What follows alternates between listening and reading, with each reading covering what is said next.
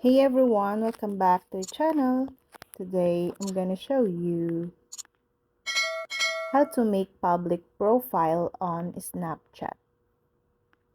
You can create your public profile directly from your phone with just a few clicks. Once it's set up, you can then edit it to make it more attractive to potential subscribers. The method to create your public profile is slightly different depending on whether you're using iOS or Android. First, open Snapchat, then tap the profile icon.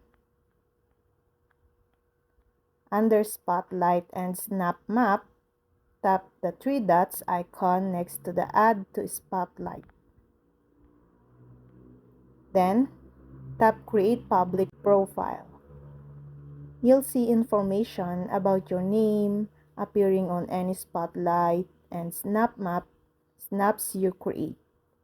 Tap Continue if you're happy to proceed. To get started, tap Get Started. Then read the disclaimer, and if you are happy to proceed, tap Create. You will return to the settings page, and you should now see a new section headed Public Profiles. Then, tap My Public Profile to view your public profile.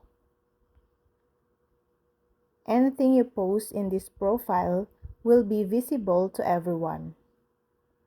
Once you've created your public profile, you can edit it to make it more appealing to potential subscribers. You can now use the Highlights and Lenses tabs to create high-quality content to draw in more views. And that's all.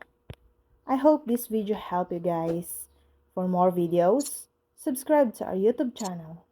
Thank you for watching. See you again.